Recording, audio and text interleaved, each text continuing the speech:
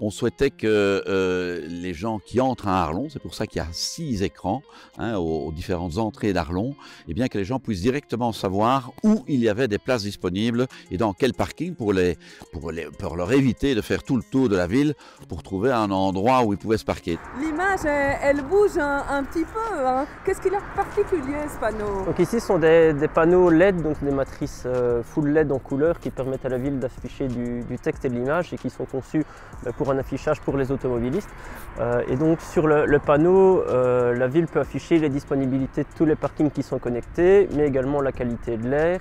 Mais on va aussi pouvoir mettre dessus des informations lorsqu'on aura des événements importants mais qui entraînent des problèmes de mobilité. J'insiste bien là-dessus, pas tous les événements, on est tous de plus en plus connectés et donc dans Arlon en poche on va pouvoir aussi voir en direct ce qui se passe sur le terrain et je crois que ça c'est particulièrement important. Mais il y a une rubrique consacrée au parking connecté avec tous les parkings qui sont équipés actuellement. On voit le parking bus, Chasseurs Ardennais, la Grand Place et ici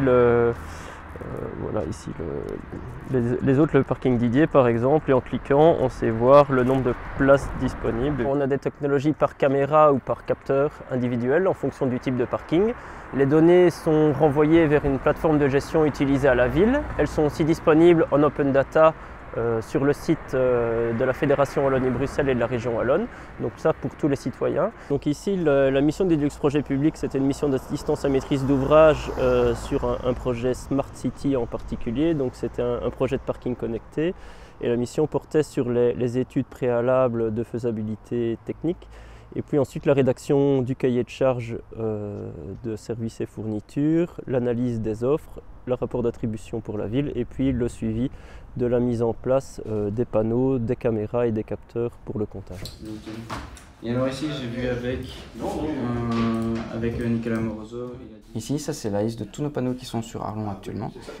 Et donc on voit que la place des Chasseurs Ardennais, en moyenne, le mardi, on arrive à 75% de taux d'occupation. On a parfois du 100% de taux d'occupation en journée. Donc la place des Chasseurs Ardennais, elle, est complètement remplie.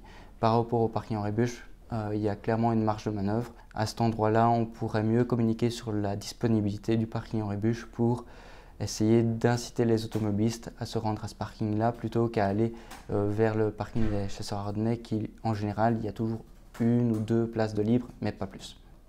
Ici, on est sur le panneau d'entrée de ville qui se situe au niveau de la rue Godefroy-Kurt.